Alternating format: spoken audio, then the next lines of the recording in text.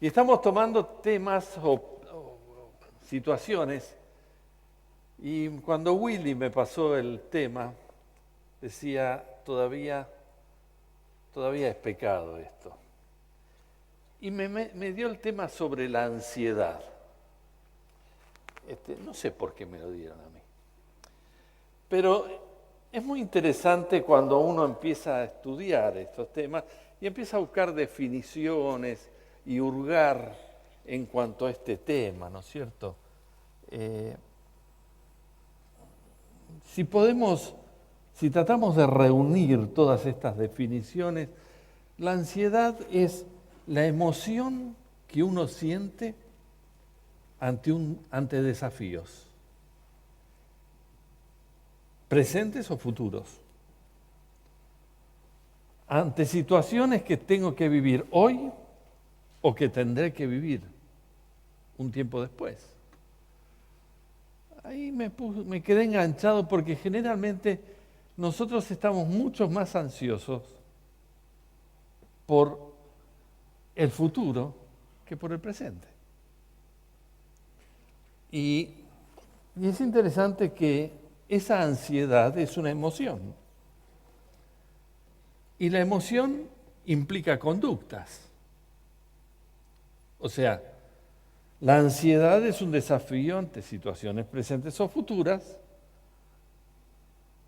Toda emoción motiva conductas, formas de actuar, formas de vivir, formas de sentir. Y es interesante que esas conductas pueden ser correctas o incorrectas. O sea, algunos creyentes dicen, vos no tenés que vivir por los sentimientos. ¿Y qué hago si todo el fruto del Espíritu son sentimientos? Amor, gozo, paz, paciencia, benignidad. ¿Cómo hago para vivir sin sentimientos? Yo no soy un atado de acelga. O sea, yo no nací no soy en la verdulería. Soy medio zapallo, pero, o sea, tengo sentimientos. Tengo sentimientos. Y la Biblia me insta a utilizar los sentimientos. Se están haciendo mucho ruido ahí atrás. Y la Biblia me insta a que sepa tener el sentimiento correcto ante las situaciones que tengo que vivir, que me toca vivir en cada instante. Y me puse a pensar en la vida cristiana, esta situación que el Señor me dice que tengo que vivir por la fe. Y que este concepto de vivir por la fe implica que cualquier cosa que tenga que hacer en la obra de Dios no entra dentro de los parámetros que yo pueda hacer. Porque el día que yo haga lo que yo pueda, es la obra del hombre. Cuando me coloque a hacer lo que no puedo, empiezo a hacer la obra de Dios. Creo que penosamente en muchas oportunidades la obra pasó a ser obra del hombre, porque está todo el mundo haciendo lo que puede. Ahora, indudablemente que cuando te colocas en la correcta obra de Dios, a vivir por la fe y a asumir desafíos que parecen ilógicos, y tantos personajes bíblicos que después vamos a mencionar algunos, se enfrentaron en situaciones que no tenían la más remota idea de qué tenían que hacer. Esas situaciones, eso no era que pasaban a vivirla de una situación normal y bueno, vamos para adelante, dale. No. Tuvieron en ciertos momentos un sentir, un profundo sentir de qué va a pasar. Ya tengo que hacerlo.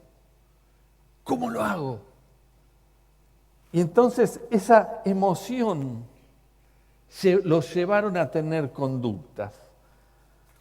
Después vamos a ver un poco de las conductas positivas ante los actuares que debo tener mañana o que tengo que vivir hoy.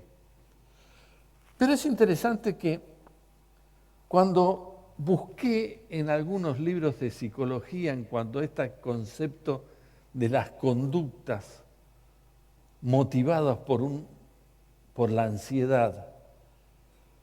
Dice que las negativas son que ante situaciones que tengo que vivir, formas que tengo que actuar, puedo caer en 3 riesgos. Tengo trastornos de pánico, fobia social o trastorno por estrés postraumático. Yo dije a la pipeta. Y empecé a buscar situaciones en la Escritura que personajes bíblicos pasaron por esto. Y es interesante este concepto de el pánico. El pánico que te quita la posibilidad de actuar. Es más, es notablemente normal que ahora se habla de ataques de pánico. Ataques de pánico. Y vamos a ver, por ejemplo, en Marcos, me causó gracia porque este pasaje, los que se quedaron el fin de semana, lo vimos en el culto el domingo. En Marcos capítulo 4,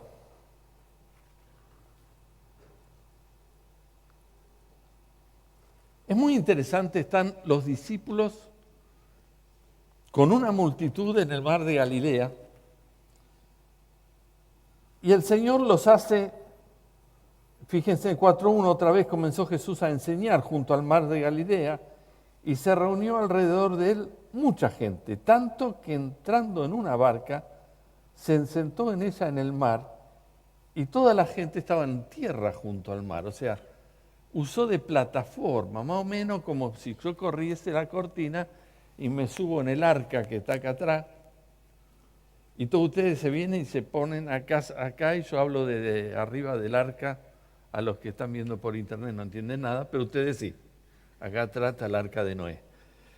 Pero ahí estaban Jesús enseñando y la multitud que se iba apiñando sobre la costa, ¿no es cierto?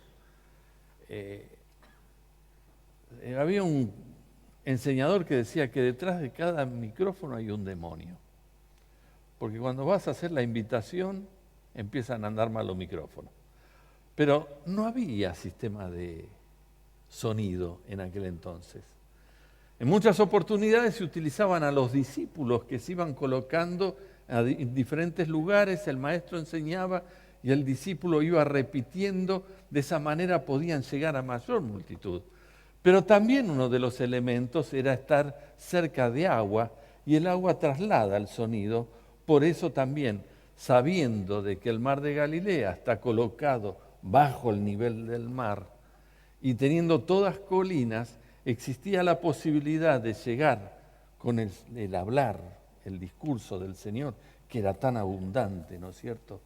Más fácil en aquel lugar, subidos a la barca. Ahora llega en el versículo 35, dice, aquel día, o sea, empezó desde la mañana, aquel día, cuando llegó la noche, les dijo, pasemos al otro lado. O sea, todo el día enseñando. Ahí estaba la multitud. Y el Señor le dice a sus discípulos, pasemos al otro lado. Ahora, a los discípulos del Señor había unos cuantos que conocían lo que era el mar de Galilea, lo que eran las situaciones que se vivían en el mar de Galilea. Es muy interesante, no andaban los grupos electrógenos adentro del barco. Y era de noche. Pero los discípulos dijeron, pasemos al otro lado. Y bueno, son 11 kilómetros de ancho que tiene el mar de Galilea. Ahí se dirigieron los discípulos y empezaron a navegar. Es interesante que despidieron a la multitud. Y es interesante que otras barcas se suman a él. Y el versículo 37 dice, pero se levantó una gran tempestad de viento y echaba las olas en la barca de tal manera que se anegaban. O sea, imagínense, yo no tengo la más remota idea cuánto duraría un traslado de 11 kilómetros. No sé si tenían vela, remo, no sé de qué manera.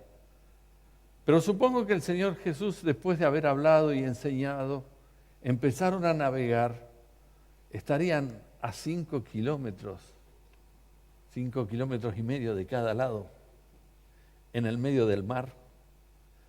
Hay colinas de los dos lados y generalmente las tormentas en el mar de Galilea iban del norte hacia el sur.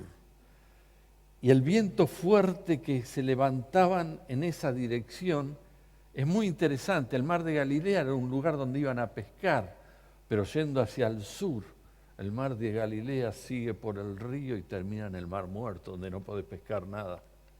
Y las tormentas siempre van del norte hacia el sur. Y es muy interesante del lugar donde tenés pesca, del lugar donde tenés riqueza. La tormenta te lleva al mar muerto, donde no tenés vida. Donde no tenés vida. Y ese es el enemigo que te lleva de la vida a la muerte, de la victoria al fracaso, de la fe a la duda, por medio de una tormenta. Pero fíjense en lo que pasa. Versículo 38. Y él estaba en la popa, durmiendo sobre un cabezal, y le despertaron y le dijeron, Maestro, ¿no tienes cuidado que perecemos? Y levantando reprendió al viento y dijo al mar, calla, enmudece. Y cesó el viento y se hizo gran bonanza. Y le dijo, ¿por qué estáis así, amedrentados? ¿Cómo no tenéis fe? Hasta acá nomás. La palabra ahí amedrentado es parecido al concepto ansioso. Los discípulos, los pescadores, los que estuvieron años en el mar, donde soportaron cientos de tormentas, lo dejaron dormir un rato, pero de repente las olas y las tormentas era tan grande que se les acabaron los recursos. Ya no tenían forma de soportar la tormenta que venían. Ya no podían hacer nada más. Pedro no era un pescador novato. Eran personas que tenían conocimiento de lo que estaban haciendo. Pero ya no dieron más. Y la ansiedad los lleva a despertar al maestro. Y es muy interesante porque le dice, se ponen en una situación de sumisión, pero también en una situación de acusación. Es lo que se llama el pánico. Maestro, ¿no te das cuenta? ¿No tenés cuidado de nosotros que perecemos? Ahora el Señor Jesucristo le dijo, pasemos al otro lado. Ellos iban a llegar sí o sí.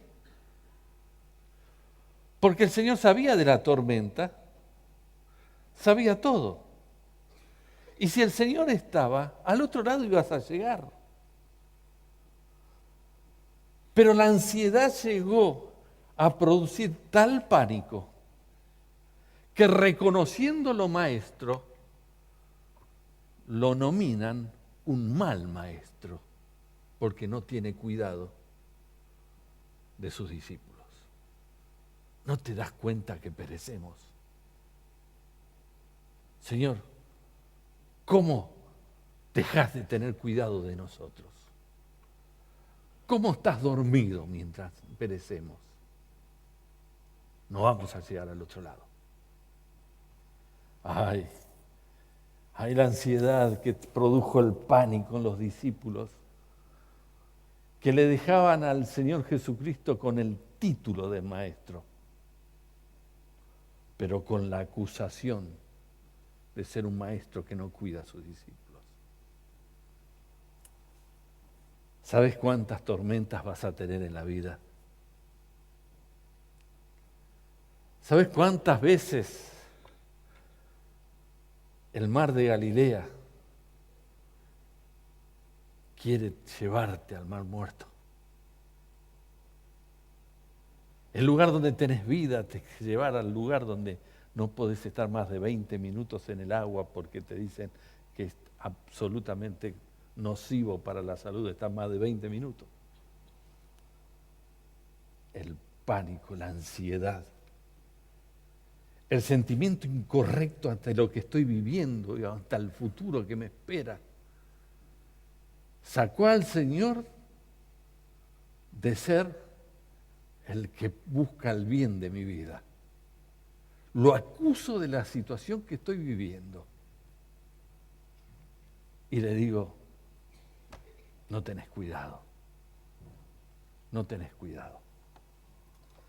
Ahora, busqué otros casos de pánico.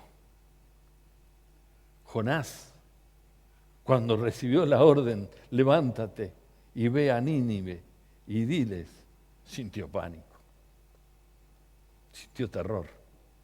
¿Cómo yo, profeta, me va a mandar a decirle a estos desgraciados que Dios los va a destruir? O sea, no es que le tengo que decir que tienen una oportunidad, tengo que decirle que van a ser destruidos. Estos que le sacaban la piel a sus enemigos y en carne viva los secaban al sol, estaqueados. Lean, estudien cómo actuaban los ninivitas. ¿Y qué sintieron? Jonás sintió pánico y se levantó para huir de la presencia de Jehová. Maestro, no tenés cuidado de mí. Lo mismo que los discípulos. La misma reacción. La misma reacción. Pero buscando el segundo punto que decían los libros en cuanto a lo producto de la ansiedad, la fobia social. Y es muy interesante porque este concepto de fobia implica al hecho de que al tener la fobia social, la presión de la sociedad o de situaciones que me rodean, perdés los valores, perdés las virtudes y perdés visión. Y yo busqué un pasaje que es muy conocido, en 1 Samuel, capítulo 13.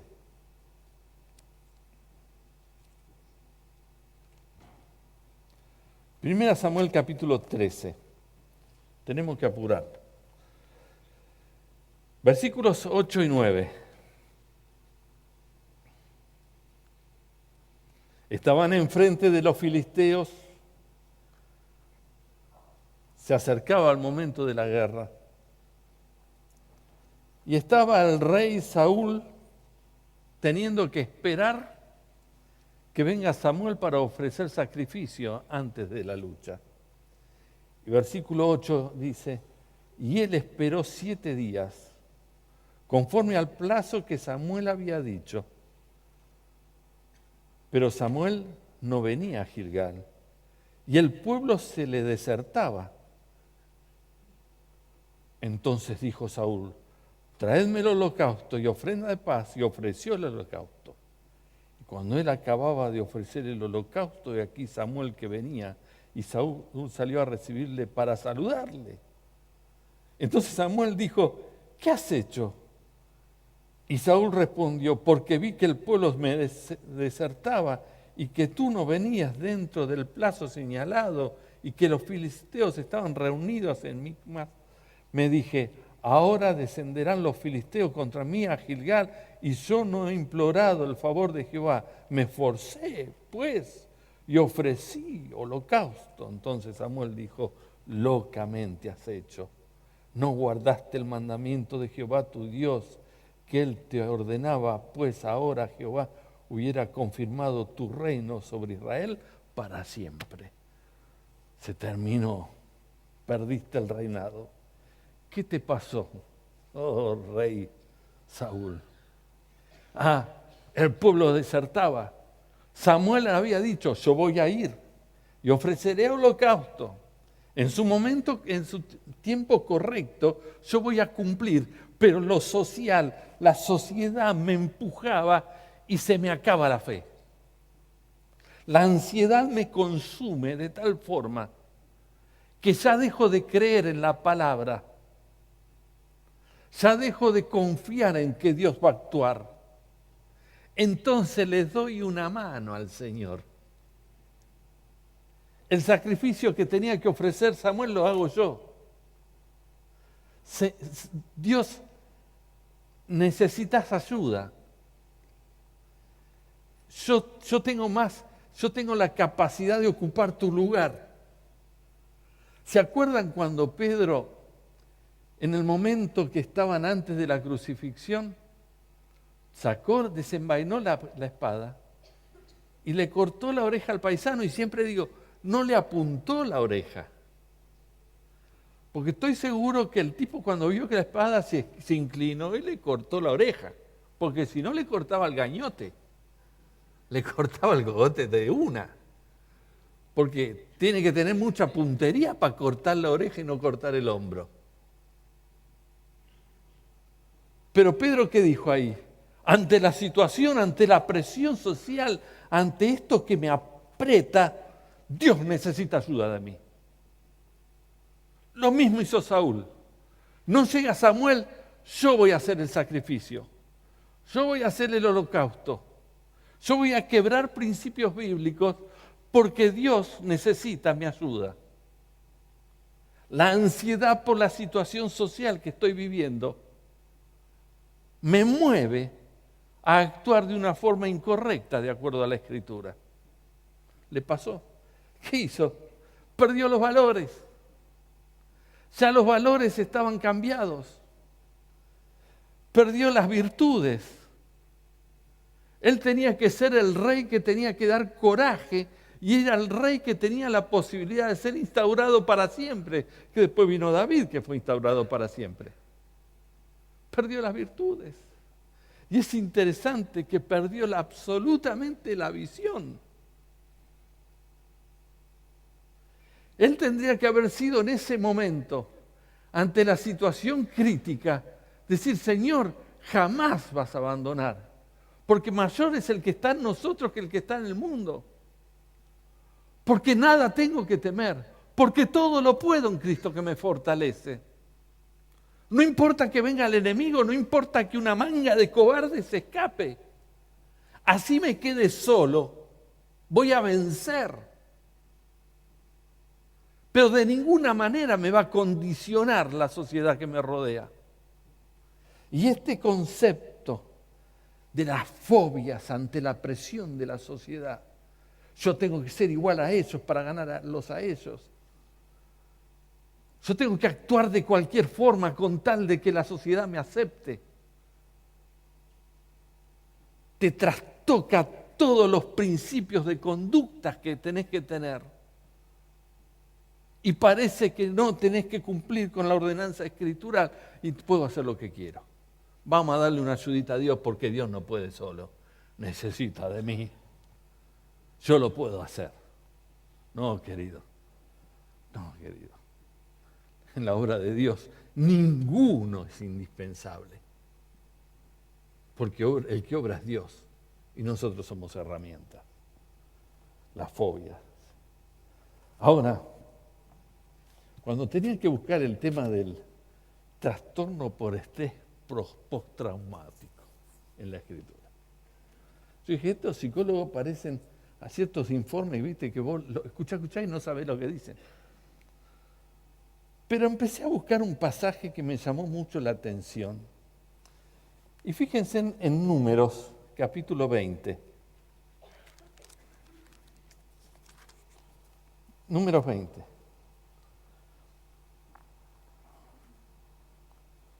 Versículo 1. Llegaron los hijos de Israel, toda la congregación, al desierto de Sin, etc. Y allí murió María y fue sepultada. Y porque no había agua para la congregación, se juntaron contra Moisés y Aarón y hablando contra Moisés, diciendo: ojalá hubiéramos muerto cuando perecieron nuestros hermanos delante de Jehová. ¿Por qué hiciste venir la congregación? Etcétera, etcétera. Versículo 7, habló Jehová a Moisés diciendo: toma la vara, reúne a la congregación y tú, Aarón, tu hermano, hablad a la peña a vista de ellos, y ella dará su agua, y le sacarás agua de la peña, así darás de beber a la congregación y a sus bestias. Entonces Moisés tomó la vara delante de Jehová, como él le mandó. El Señor lo mandó que tome la vara, ¿no? Pero que hable. Y reunieron Moisés y Aarón a la congregación de delante de la peña y le dijo: oíd ahora, rebeldes, ¿qué hemos de hacer salir ahora agua de la peña? Entonces alzó Moisés su mano y golpeó la peña con su vara 2 veces. Y salieron muchas aguas, y bebió la congregación y sus bestias. Y Jehová dijo a Moisés y a Aarón: por cuanto no creísteis en mí para santificarme delante de los hijos de Israel, por tanto no meteréis esta congregación en la tierra que os he dado. Estas son las aguas de rencilla. Claro, ¿saben una cosa? No era cualquier vara la vara de Moisés. Acordate que era la vara que la tiraba delante del faraón y se transformaba en serpiente. Acordate que cuando el pueblo de Israel salió de Egipto y se enfrentó al Mar Rojo, venían y los metió Dios por su voluntad en un lugar donde se metían enfrente del mar. Venía el ejército, no tenían salida, solo el mar. Y Dios le dice a Moisés: levanta tu vara y divide con la vara el mar. ¿Cómo con una vara voy a dividir un mar? Y no dudó Moisés, porque era la misma que se convertía en serpiente. Y golpeó el mar y el mar se dividió. Era la misma vara que habían tenido sed antes. Y golpeó la roca y de la roca salió agua. Pero en esta oportunidad estaba todo el pueblo reunido. Y el pueblo empezaban a presionarlo, a hablar mal del líder, a hablar mal de Dios, a hablar mal de todos ellos. ¿Y qué hizo él entonces ante esta situación? Ante todo lo que había pasado, actuó como actué antes. El poder no tiene la palabra de Dios, el poder tiene mi vara. Con la vara, mi vara se comió a la serpiente de los otros. Con la vara dividí el mar. Con la vara ya les di agua. Es la vara la que hace la obra, no el Dios de la vara. Y entonces, con toda la bronca posible, le pegó 2 soberanos palazos a la roca. Y el pueblo salió pensando que el poder estaba en la vara y no en el Dios de la vara. ¿Cómo actuó de esa forma? Que ante la ansiedad, ante la situación que tenía que vivir, empiezo a pensar que elementos que Dios usa son los que tienen virtud y no el Dios de los elementos. ¿Cómo empiezo a confiar de que yo necesito de tal cosa para hacer el ministerio, hacer la obra de Dios? Cuando Dios dice y hace y cumple su voluntad. Qué increíble cómo estos hombres de Dios que tuvieron victorias enormes, en un momento de su vida la ansiedad llega a ser tal que empiezo a confiar en cosas que no debo confiar y no obedecer al Dios que es claro en sus órdenes. Estos conceptos de la ansiedad que produce situaciones negativas los vas a vivir, querido. Va a haber tormentas en tu vida. Pero no te olvides que el Señor te dijo que va a pasar con vos al otro lado. Siempre va a pasar con vos. Ay, no te preocupes. No te preocupes. Adora a Dios de la forma que Dios quiere y no te pongas en el lugar de Dios para ofrecer holocausto. Vos no estás en el lugar de Dios. Tampoco ningún elemento que tengas, sea bueno, sea malo, tiene poder por sí mismo sin el Dios del elemento. Porque sí, indudablemente toda la vida implica que hoy tengo algo para hacer y mañana también. Porque yo quisiera saber qué voy a estar haciendo dentro de 2 años. Pero la Biblia me dice, descansa, descansa. Y fíjense, por favor, para terminar, ya tengo que terminar, en Mateo, capítulo 11.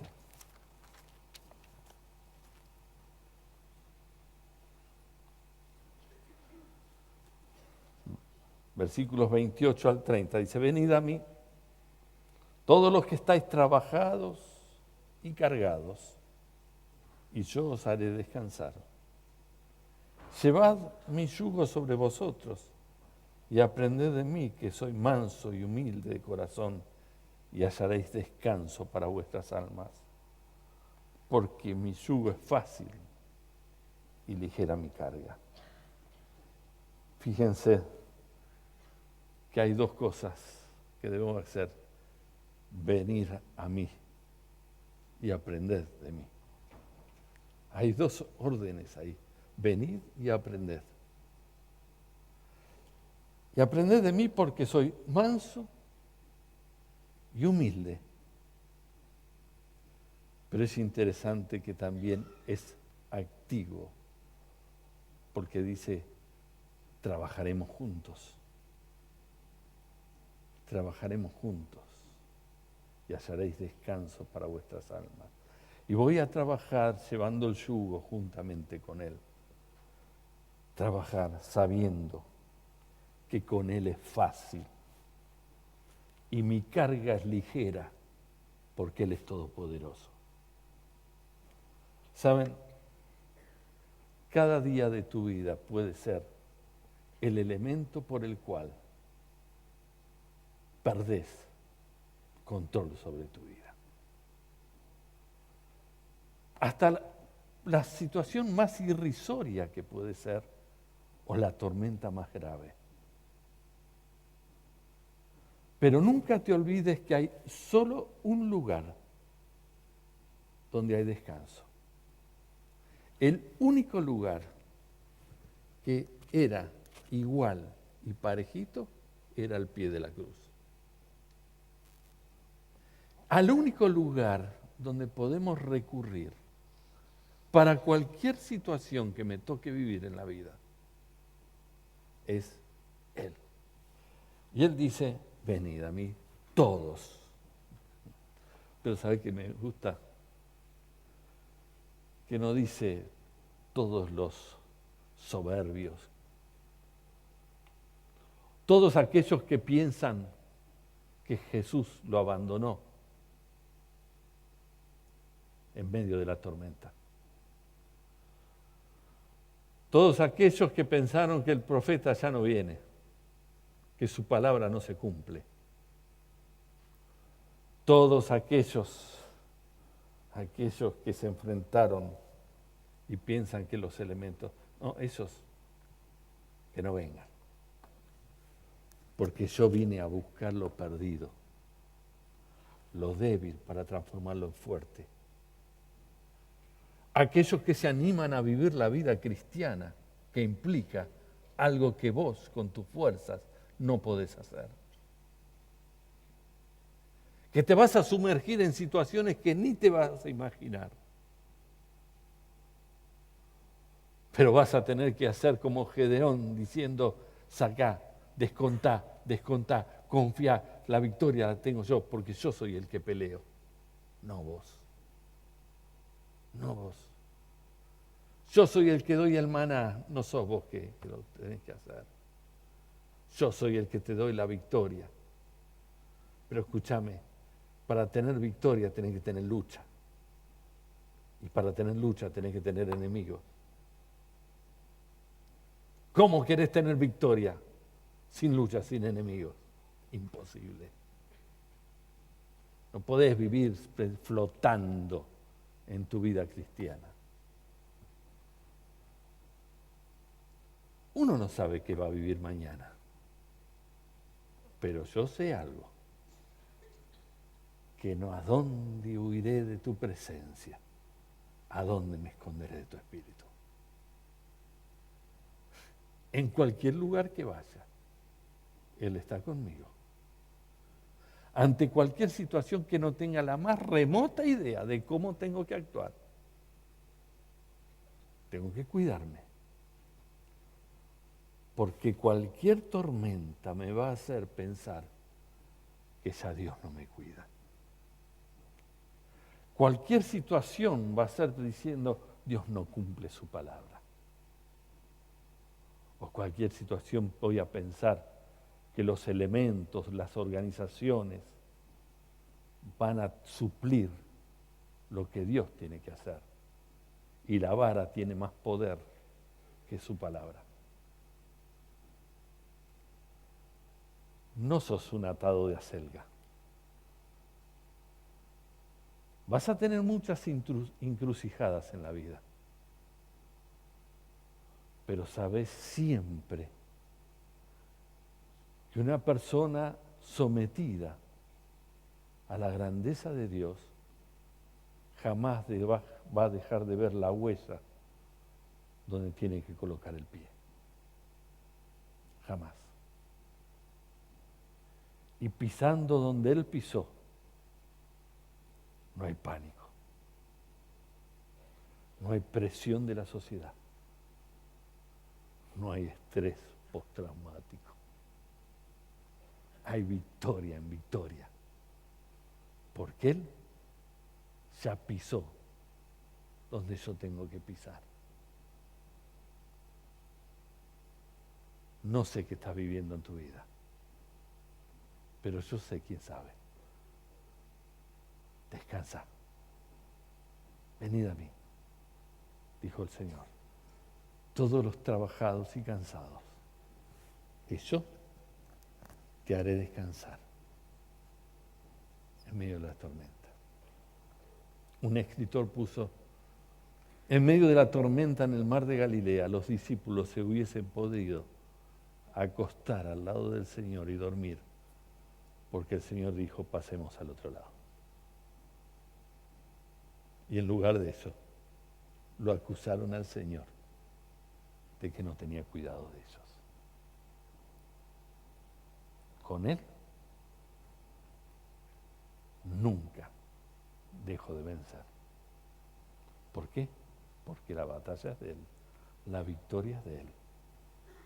Y aquí estoy yo, disfrutando de su presencia. Vamos a orar y terminamos. Amado Señor, gracias te damos porque en la vida muchas veces nos consume la ansiedad. Y Señor, dejamos y pensamos que hay tormentas más fuertes de lo que tú eres. O pensamos que tu palabra no se cumple. O pensamos que los elementos, las organizaciones, son más poderosas que tu palabra. Señor, ay de nosotros cuando empecemos a caer en semejante situación que nos puede llegar a cometer locuras. Que vayamos a ti, al único lugar donde podemos encontrar descanso. Gracias te damos por todo y porque nunca jamás nos vas a abandonar. En el nombre de Jesús oramos. Amén. Que el Señor los bendiga.